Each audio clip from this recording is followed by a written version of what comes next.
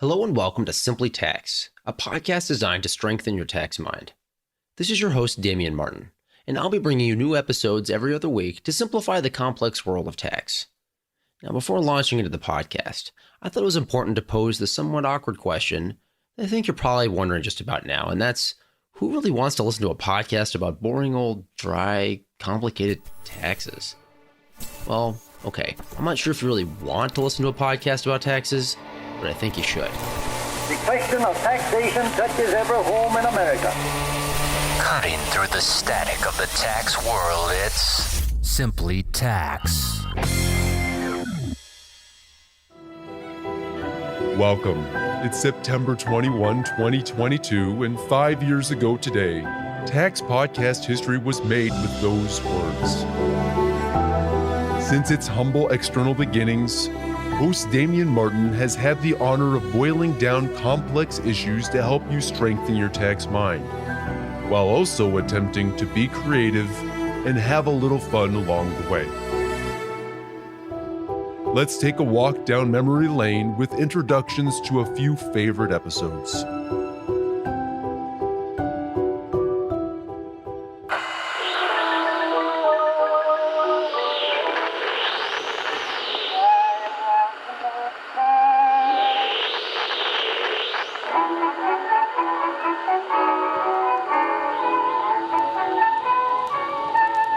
This is WBKD, and welcome to today's broadcast of Simply Tax. Today, we're honored... Welcome to our tea party.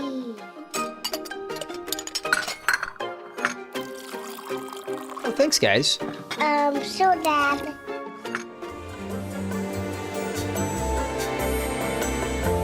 Oh, hey, Scott. I'm glad I ran into you here. I've been dying to tell you this new name that I came up with for the TICJA. Okay, sure. Okay, it's the Tax CPA Jobs Act. You know, because it gives us a lot to do. Okay. Supposed to be funny? Wow, that was awful, Damien. Hey, are you in their definition of trade or business for purposes of 199 Cap A? Hello? 1231? Are you QBI? Man, I can't seem to find the treatment of fiscal year businesses anywhere.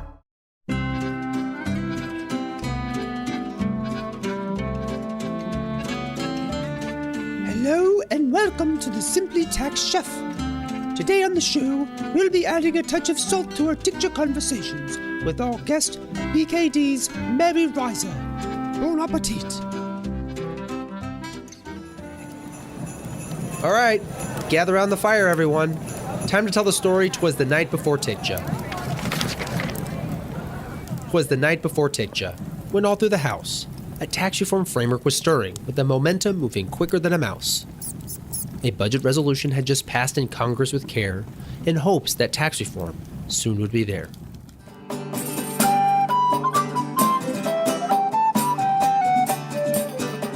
Good morrow. Wherefore thou hast been focused on the latest federal developments. Salt developments by any name would smell as sweet. Hence, 'tis a You're traveling to another section of the Internal Revenue Code.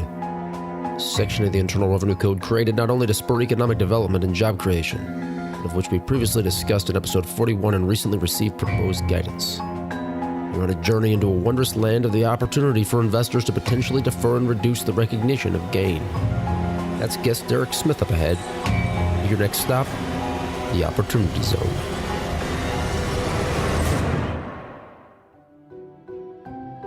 Today, Simply Tax not only marks 5 years of episodes, but also the release of its 150th numbered episode. Over the years, the podcast has covered everything from breaking down the latest tax developments to insights on business, the people side of things, and what it's like to work in the tax profession. Realizing some are more visual than auditory learners, the podcast launched the Simply Tax YouTube channel in 2019. Video content like a soap opera-inspired miniseries on estate planning titled Death and Taxes as well as the award-winning short film on Internal Revenue Code Section 199 Cap A titled The Missing Deduction, have allowed the podcast to continue to blend education and entertainment in new ways. Host Damien Martin has not received a single invitation to play golf based on his performance in the Welcome to Simply Tax video. Thanks, Dramatic Damien, but I'll take it from here. To commemorate the special occasions of 5 years and 150 episodes, I am beyond honored and thrilled to invite the first and most frequent guest of the podcast back to do what he does best: cut through the static of the tax world. Please help me welcome Ed Karl, Vice President of Taxation for the AICPA, back for his 13th appearance on the Simply Tax podcast.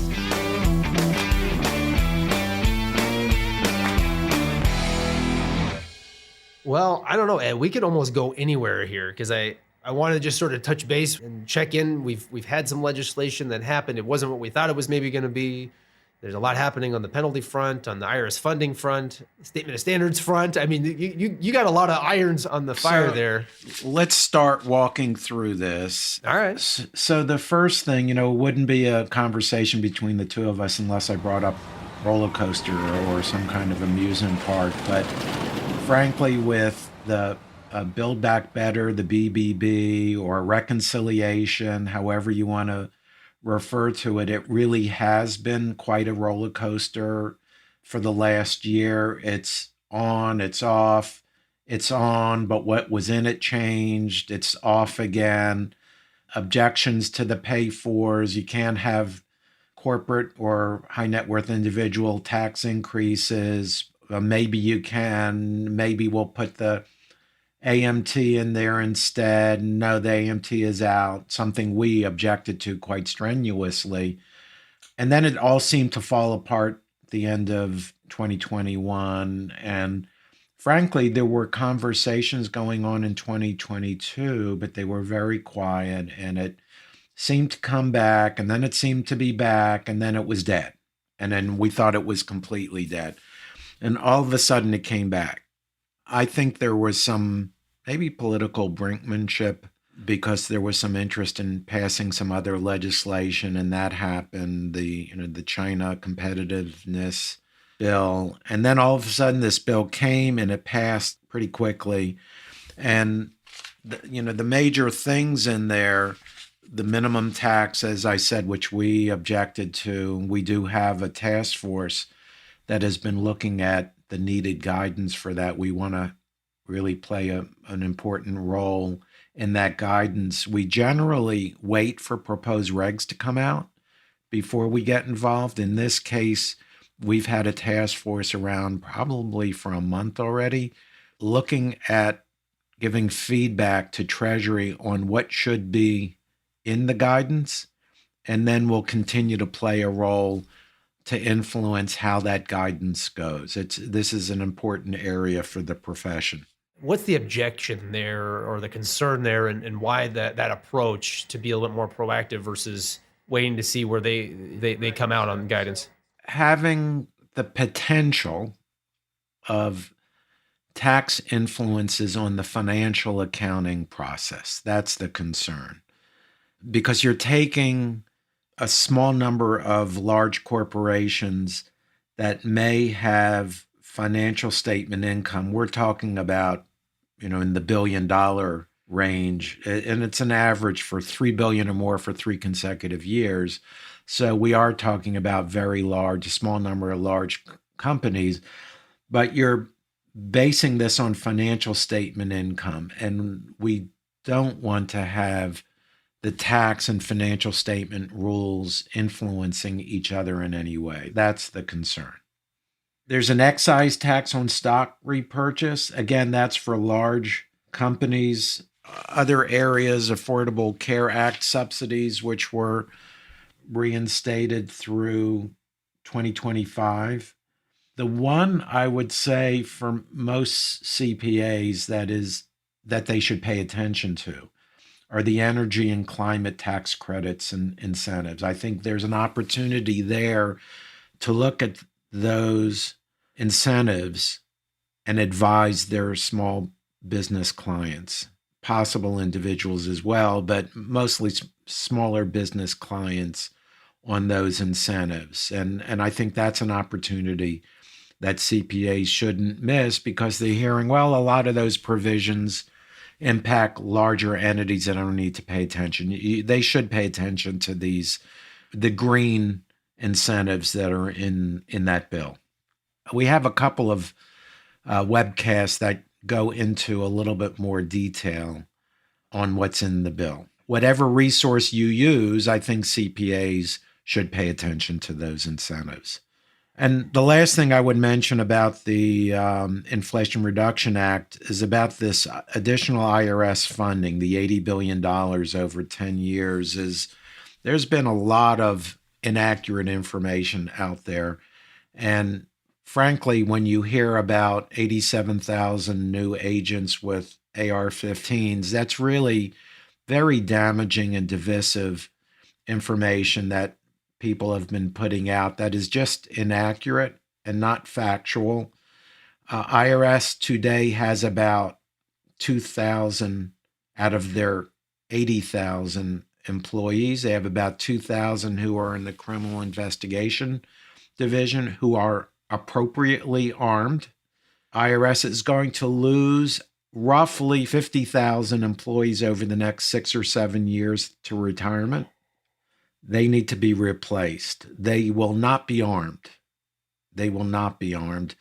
Frankly, we as CPAs in the profession can see that it's not entirely so easy to hire people these days. I don't know if your firm is having that type of experience, but it is not entirely so easy, and it's something that we all look at very strategically. All right, I simply can't resist making a plug here because Ed's not wrong about recruiting these days. So, if you or someone you know is looking for an exciting career with an organization that is so committed to helping drive both their clients and their people forward with forward vision that it's in their name, check out the link to the Forbes Careers page in the show notes of this episode to learn more about opportunities to join the team and more. The IRS is also not easily able to hire so many people. So we need a healthy, effective tax administration system. It's good for the country, it's good for taxpayers, and it's good for CPAs.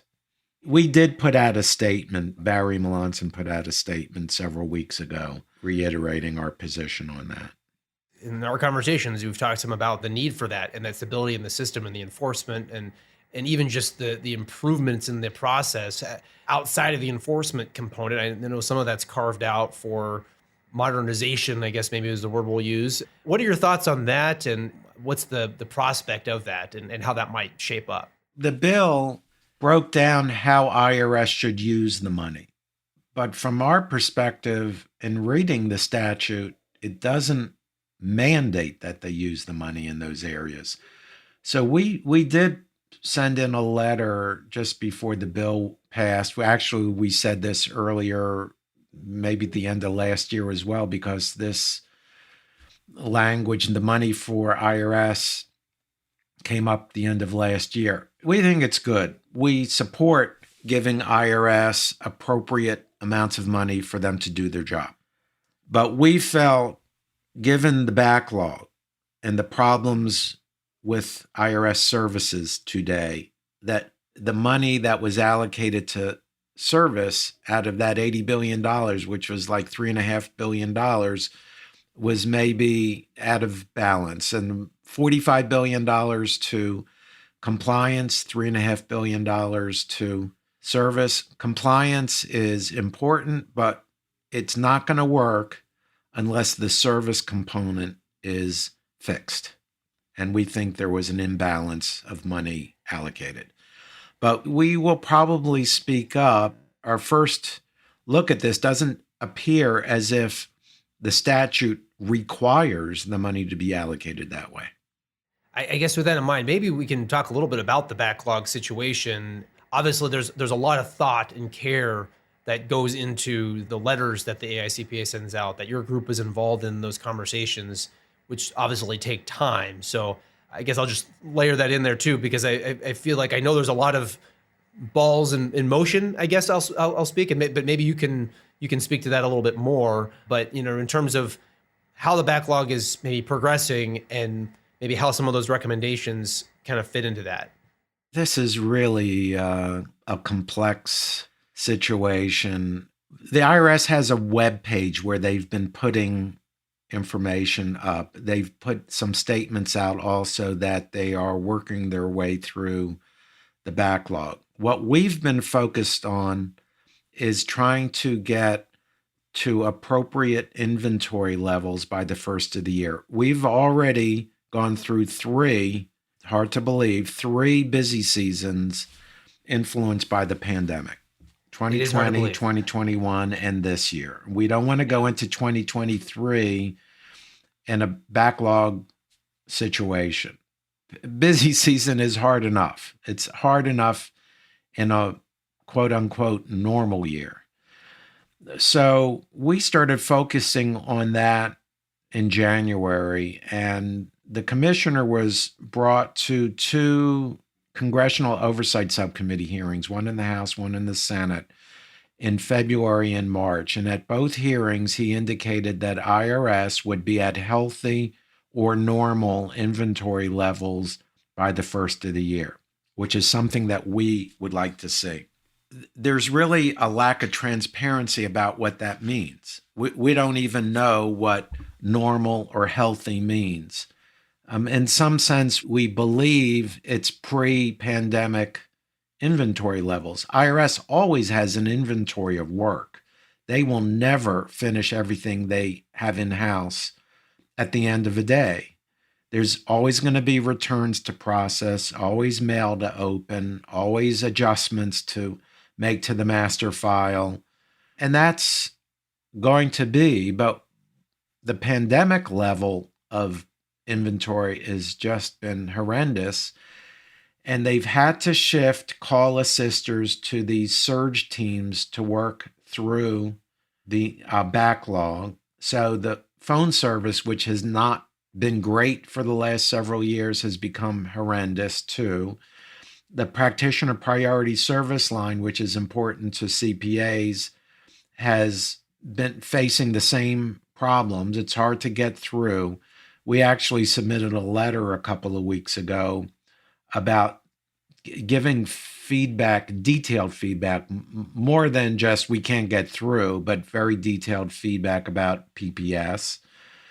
We've supported the surge teams, but they've had to use people from other areas to work into the surge team. So we started in January giving recommendations on other ways besides the surge teams that they can help draw down the backlog. And one of the areas that we have suggested for 2 years actually is to minimize late filing and late payment penalty notices that really won't have an impact on good tax administration. So if taxpayers mail in a payment and IRS hasn't been able to process it, and they send out a notice to a taxpayer saying, you owe money, what does that add to our system? What does that help? So we've said, use rough justice, just eliminate certain late payment penalties, eliminate late filing penalties, because you're sending these penalty notices out because you can't process on time. Get rid of them, right? So that way you can draw down the backlog without building it back up, needlessly building it back up. Obviously, there will be situations that you're going to have to add to the inventory, but the ones that don't help the system, get rid of those so you can draw down the backlog. And we've been saying that for 2 years. We've been re-emphasizing it since the first of the year. Our understanding from speaking to people is they have been seriously considering that approach for a good part of this year. They've not gotten complete buy-off until August 23rd when they released the notice. 2022-36, which waived the late filing penalty, not the late payment penalty. It was across the board. It did set a September 30th deadline for returns that it applied to. Those returns had to be in by September 30th, which was not great news to our members when the end of August, they're already working on the second busy season, getting extended returns from September 15th, September 30th, and October 15 returns. People are busy. And then they overlaid with that returns that clients may be delinquent on, and then coming in and say, okay, I need to file these returns when you're already busy. Why is that? Well, the why is probably an IT focus, that to program all of these waivers, they had to pick a date for IT to focus on. And as I said, our understanding is they've probably been considering this for 6 or more months. So 6 or more months ago, September 30th wouldn't have been so daunting. But the end of August, September 30th becomes daunting.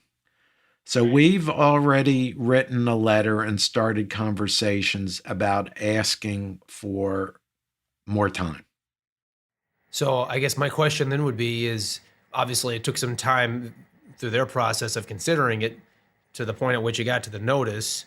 And then there is that technical, got to pick a date and tell the system what to do. Is there a chance that, I mean, I won't put you in the spot to say, hey, yes or no, it'll happen. But I mean, is it just a complete long shot, or is it maybe there'll be some opportunity there for them to maybe push that back a bit? Well, before I answer that question, I'll tell you that we also submitted another letter asking for an expansion.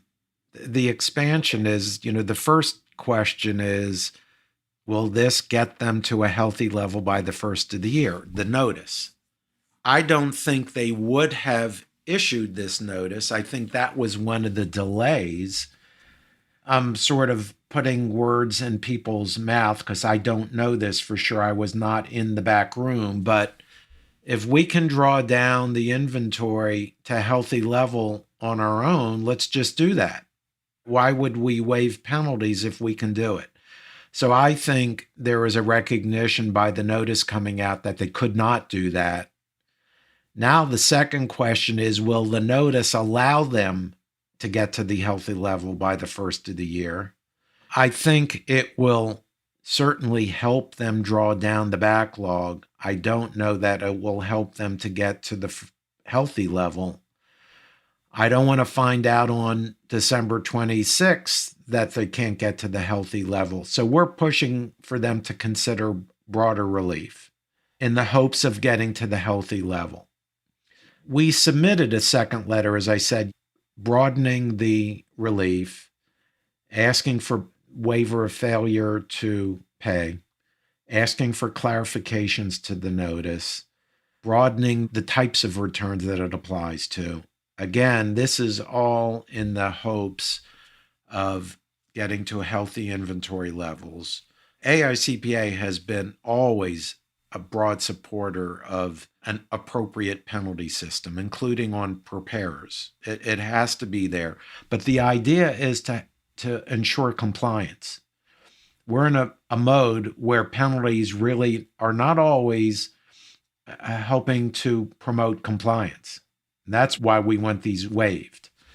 I think there is a possibility of lengthening the date beyond September 30th. I don't know. I mean, if you can see how long it took to get buy-off on the waiver of the failure to file penalty, it's not an easy ask. It's going to take a lot of consideration. We're pushing. We're still pushing for it. One of the things we were grateful for is that we didn't think that this waiver should use up first-time abate. The IRS first-time abatement penalty waiver is an administrative waiver that the IRS may grant to relieve taxpayers from failure to file, failure to pay, and failure to deposit penalties if certain criteria are met.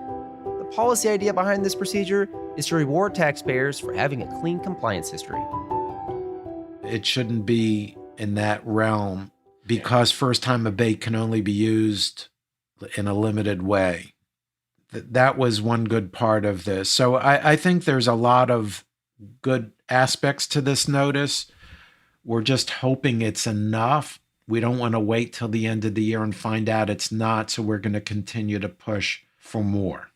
And I guess something that can sometimes end up causing some, we'll call it distortion or noise in there as well, is sometimes we get these extenders or legislative changes that happen at the end of the year. Do you see anything on the horizon that might, again, add some static or some background noise there that could maybe cut the opposite way on those efforts? Yeah, so let's talk about what our roller coaster ride may be getting into over the next several months. The reconciliation bill, the Inflation Reduction Act passes. We're now in midterm election cycle. Congress is not in session for very many days. They're focused on the midterm elections on November 8th. But there are things going on under the surface. There's a lot going on through the leadership. There are pieces of legislation that several key members of Congress are interested in. First things first, we have September 30th year end for the government. Government has to be funded. It usually takes 12 regular appropriations bills plus the NDAA, the National Defense Authorization Act, which is a separate, the 13th appropriation bill for defense. Those need to be signed into law by September 30th. If they're not signed into law, and they won't be, then Congress needs to pass a continuing resolution or a CR by September 30th. The posturing going on now is to say the CR is the next best legislative vehicle to put my fill in the blank of, legislation to put into a vehicle. I think at the end of the day, to be able to pass a bipartisan CR, which requires 60 votes in the Senate, it's going to have to be relatively clean, nothing extraneous. That's likely what will happen, a relatively clean CR by September 30th, which will get us beyond the midterm election, beyond November 8th. Now, sometimes we get it to around Thanksgiving, and then they have to vote on a second CR till December, usually just before the holidays in December. That will happen one way or the other. That's my best guess. CR until mid-December, third week of December. And then the last couple years, we have gotten appropriations bills. We've gotten the NDAA.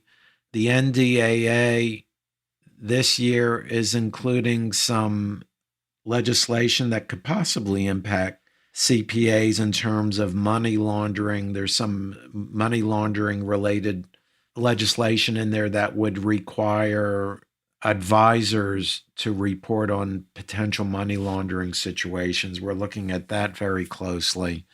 But then, what you asked about, tax extenders. There's been some significant interest in LIFO relief for auto dealers. There's been some conservation easement legislation that's had some bipartisan interest. And retirement legislation, we call it Secure Act 2.0, although there have been 3 or 4 different bills out there. All of that is of interest. All of that is potential for lame duck session of Congress or not. I think there is the potential for a CR into maybe even March, which means extenders won't pass until March. Now, there are already 40 provisions that expired the end of 2021. There's another 4 or 5 in 2022. The types of things we're talking about in 2021, like the enhanced child tax credit or even ERC that all of our members are familiar with, that expired in 2021. Will that come back? There's some TCJA changes like the R&D write-off rather than amortization. That there's a significant interest in that. That's already expired, and a lot of business clients are saying, manufacturers, what will happen with that? That's expired already. Will it be retroactively reinstated? And then, one of the big ones for 2022, the full deduction for business meals. There's several of those. Part of the conversation for what happens in a lame duck goes back to Election Day. Will we know the results at the end of November 8th?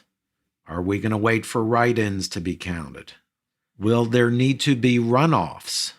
How close will the results be? The usual premise is that the party in the White House loses in an off-year election, the midterm cycle. So that means the Democrats who control the House by the slimmest of margins would lose seats.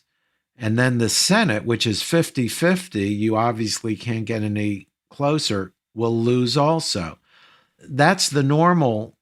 And things were not going well for President Biden, and really his approval ratings were so low. But then the last month and a half or 2 months, things have gotten better.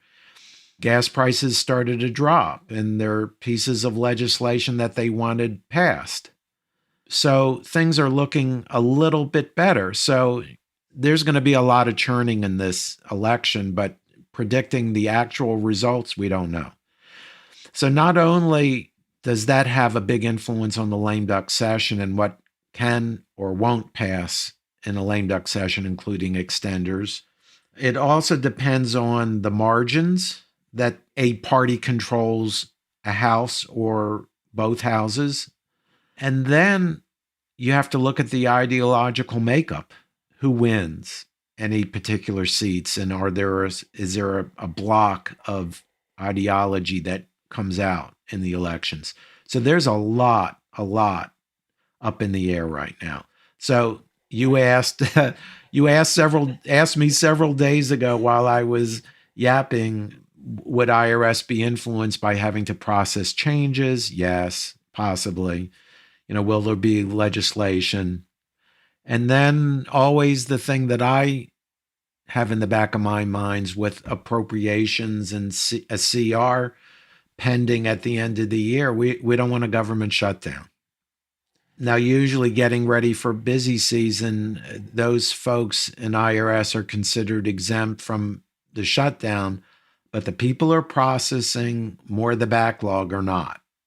And that's the last thing I would want to see is a shutdown while they still may be processing backlog. Yeah, that's interesting. And even just like you said, the timing and retroactive nature, I've had a lot of conversations around that R&D change, which, right, it goes back to our TCJA roller coaster buildup. But, that will be a really interesting one to see and how that fits. But, as you look at all these things in this soup, I guess, if we want to call it that are kind of swirling around, figuring out what it'll be.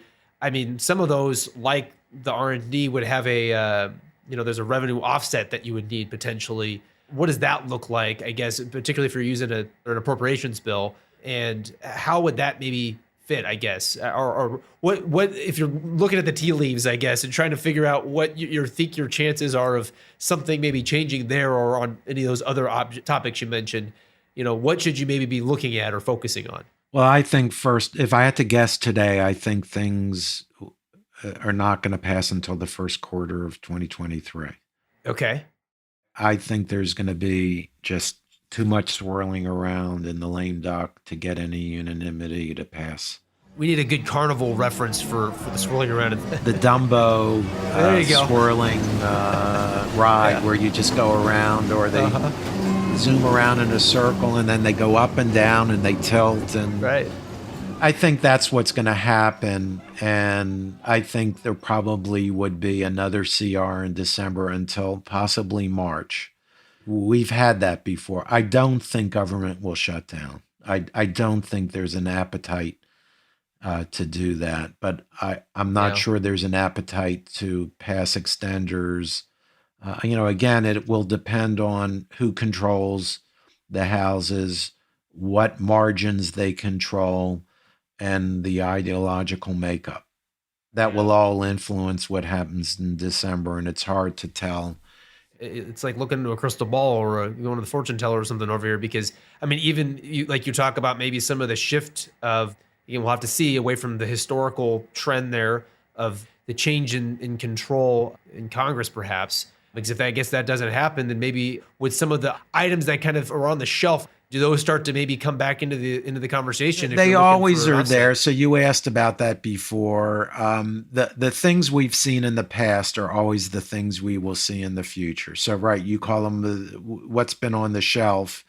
That's what they will do. They will look at rate increases, but obviously if the Republicans control, you won't see that. I mean, we saw moderate Democrats push away from rate increases too.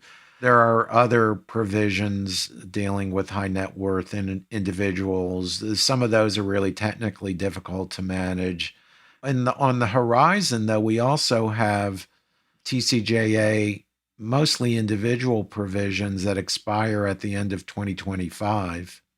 How does Congress deal with all of that and the estate tax exemption levels dropping back down? What happens to that? We also have in 2023 the debt ceiling, which we haven't heard about for a while because it was pushed off into 2023. Yeah. And that's not an exact science. I've heard some people say it'll be reached the first quarter of 2023. I've heard others say it won't be reached until the third quarter of 2023. Who the heck really knows? But that's a significant issue that Congress will have to deal with on behalf of the country. So there's a lot swirling around. One other thing is, if we're talking about, I guess the IRA, which by the way, I've tried to avoid calling it that because it's just confusing with IRAs. And I had a conversation with someone from the UK yesterday, and we referred to the IRA, and she said that's really not what we would call it here in England, the IRA going back. So I'll just leave it at that. For people are going to have to start Googling what does IRA mean in Ireland and the UK. And then we won't even touch on the controversy of if you're going to call it the IRA or the IRA. But so we'll just leave it there. But there obviously at the end there was a kind of, I guess we'll call it pushing out of extending out the excess business loss limitation. When you're talking about the TCJA sunset, and because I know that was maybe looked at as being an offset potentially to extending 199 Cap A. But when you look at that excess business loss limitation, now that's something I know that there's been some requests for guidance on, and we've learned some things, I guess, with the CARES Act and whatnot, but we still have a lot of unanswered questions. Things like that and where we still need guidance. What are you seeing there, and what do you think the prospect or outlook might be for some of that much needed guidance? It's hard because we started having conversations with people from Chief Counsel about meeting with our committees. We always meet with folks from the IRS and Treasury, and they're very generous with their time to have conversations about these important issues. So we appreciate that. But we have committees meeting, and they'll meet all day, and then they have lunch in the middle. So we invite people to come for lunch and then stay for the meeting, or with some committees, come in the morning and then join us for lunch after the meeting. And people are universally saying we're just too busy. We're already busy with the Inflation Reduction Act guidance. There's a lot we're working on. You talk about that. You said, is it something happen at the end of the year that we need to keep track of? All right. So if there's extenders, if there's additional legislation, if LIFO relief, which we support, by the way, or if there's conservation easement legislation, all of that has to be implemented. And it all falls on Chief Counsel and Treasury to do. And so the answer is it's hard for them, even with the additional resources that they got out of the tax reconciliation bill. It takes time. It takes time for them to get those people and to put them in place. They're pressed to get guidance out. What areas haven't we touched on that you and and the team are keeping an eye on here. Let me just throw a couple of things out to you. K2, K3, which we know really been on people's minds. And oh, yes, we submitted a rather lengthy letter several weeks ago. It's not going to influence what's going to happen, what CPAs need to do for their clients over the next several weeks. But one of the big questions I'll just mention is that FAQ 15, which CPAs might be familiar with, which provided an exemption from having to file K2, K3. People are saying, well, will they extend that? Will they make that permanent? I'll just mention on that, I think my guess, what IRS will do is after September 15th, they'll look at the experience of taxpayers filing K2, K3, and they'll look at the data and they'll say, are we getting rough justice in this area? What do we need to change? I have no doubt that they're going to have to look at sort of updating the guidance, making some changes. But I think one of the things is, can we make this less burdensome for some taxpayers where it's not going to really help with tax administration? And so I think we'll see a possible extension of that FAQ 15 type of guidance and giving more exception. Another area is in the virtual currency area, where we have that question on the 1040, which is always, I guess, provided some anxiety to practitioners about answering it correctly. And then what are the ramifications of answering that question? Yes. What happens when you put in a yes in that area about virtual currency? What does it all mean? I mean, there's certainly inadequate guidance about the question. There's inadequate guidance about virtual currencies in general, although it's just a constantly churning area in the world and in the tax world specifically for us.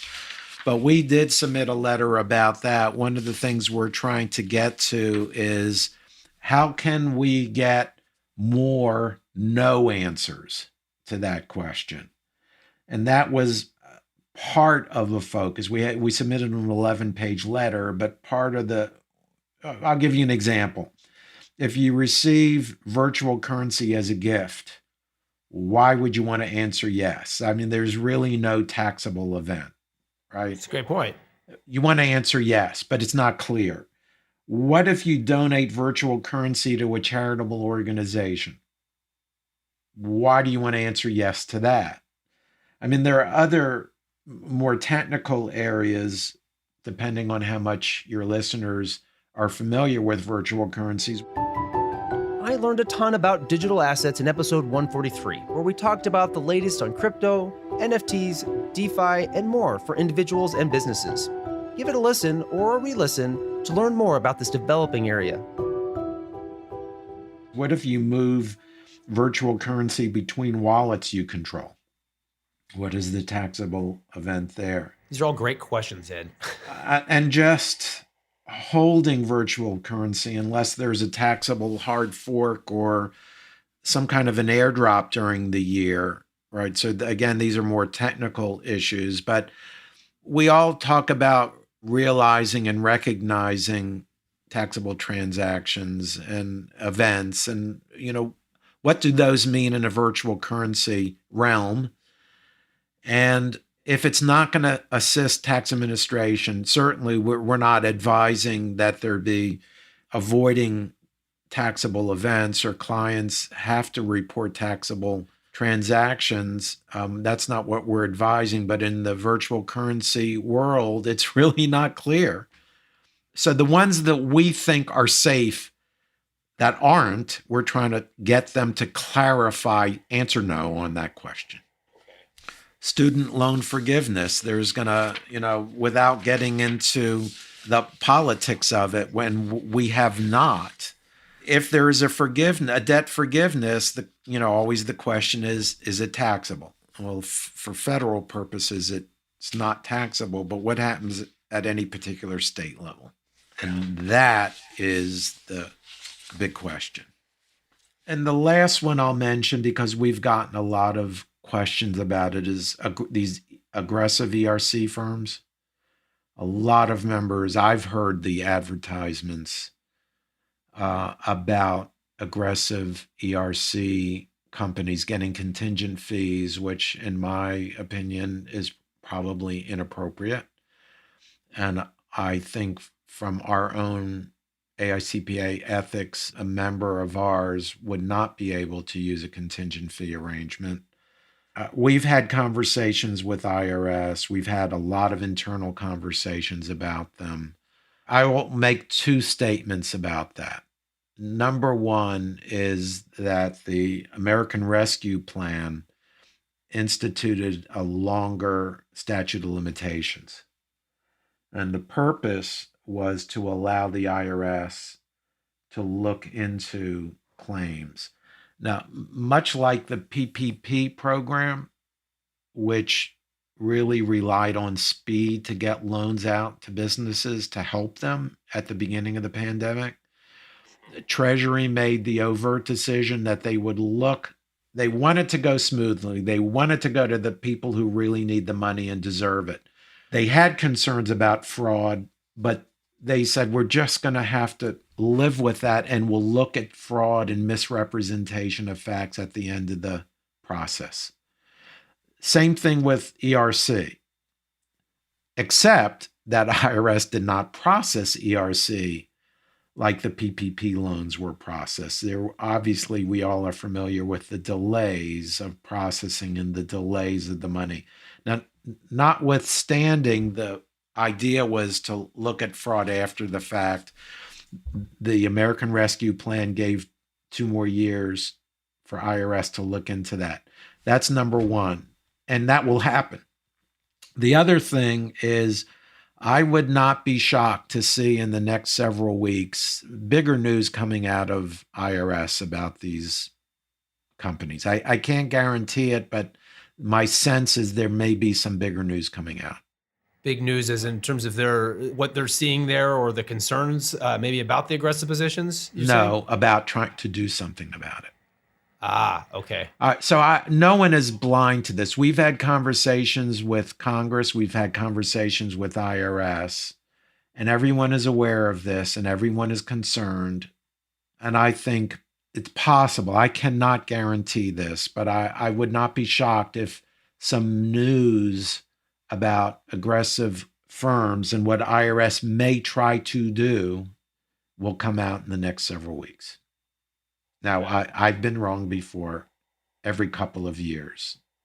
It's probably been 10 years since I've been wrong, Damien, but... That's amazing, Ed. I know it's amazing. And, the last thing I'll mention that gets out of advocacy, but something that you're familiar with is, how do we react as a profession to our experiences of the pandemic and how it impacted tax practice. And we are looking at that. We do have a task force that is looking into practice experiences over the last couple of years and where we can improve going forward. One of the things that has always been on the minds of members, and I've heard from a lot of people, although people are all over the place on due dates, lots want to change, lots don't want to change, and the ones who want to change due dates are different about what dates they want to change to. We've considered that that's a hard one to get through Congress because it requires a legislative change. We're looking at things that might be a little bit easier to change, maybe things that require just regulation, although we're looking at everything. And I think most importantly, what we're looking at are how can we help members in their practices? How can we help people, give them the right advice, things to consider to make things a little bit easier in their practices? And that's certainly an important part of what we're looking at. Personally, couldn't agree with you more, Ed. The future of the profession is so important, and making sure that we're resilient and able to work through some of those issues and address some of them and make practical suggestions, I think, is so important. So great work, to be sure. Yeah, and the third last one that I'll throw out, and I promise I like it. Yeah, I won't bring up last things. Yeah. I won't bring. Well, it's sort of a trick when you give formal testimony. They always have a light that comes up. You have a green light to testify, a yellow light when you're coming to the, like a 1 minute warning, and red to stop. And when it's red, they usually cut you off. So the trick a lot of people do is when the second it turns red, they say, in conclusion. So in conclusion, Damien, I just want to point out that we have an exposure draft of our statements on standards for tax services, something that's really important to me. I've worked with our statements on standards, the SSTSs, there are tax ethical standards, and we've had a task force that has been working on them for several years to refresh them. We don't like to change them regularly. And so this group is hoping to say, look out 10 years from now. What should our ethical guidance say for practitioners 10 years from now when I'm long gone out of the profession? What should the ethical guidance say for CPAs? And so we have an exposure draft out right now on those. As we close out today, I want to thank a few groups of people. First, it takes a team to bring you Simply Tax, all contributing their time, creativity, and energy, making it what it is today. This and every episode of Simply Tax was produced, edited, and mixed by Aaron Ferris, who also directed and produced The Missing Deduction and other Simply Tax video productions. Over the years, there have been many who have also contributed significantly to Simply Tax. Those working behind the scenes on this episode 150 include photographer Garrett Lehman, digital graphic designer Elise Herndon, content editor Chris Gregg, social media lead Michaela Throne, and technical reviewer Yelena Sharameta. Big thank you to all of you. And next, I want to thank Ed Karl for the outstanding work that he and the entire tax advocacy team do on behalf of the profession and for taxpayers. Ed has been very gracious with his time, and I really cannot put into words just how grateful I am to Ed and all of the guests who have joined me on the podcast in these last 5 years. And finally, and importantly, I want to thank you for listening. Like I said in introducing the podcast at the very start, I appreciate that you may not want to listen to a podcast about taxes per se, but I'm really glad that you do. As we always do, we've provided links to the resources and the previous episodes of the podcast that were mentioned today in the show notes of this episode available at Forbes.com/simplytax. And finally, if you haven't already, please connect with me on social media and let me know what your favorite episode of the podcast is so far. You'll find me on Twitter where I tweet about tax at Damien Martin CPA, on Instagram at TaxDad, on YouTube by subscribing to our Simply Tax YouTube channel, and out on LinkedIn. I'm Damien Martin. Thank you for listening. The information contained in this episode of Simply Tax is based on data available as of the date of its release. Forbes is under no obligation to update this information if changes occur. Applying this information to your specific situation requires careful consideration of all facts and circumstances. Any information provided is not to be considered as tax, legal, or financial advice. Please consult your tax advisor before acting on any matters covered.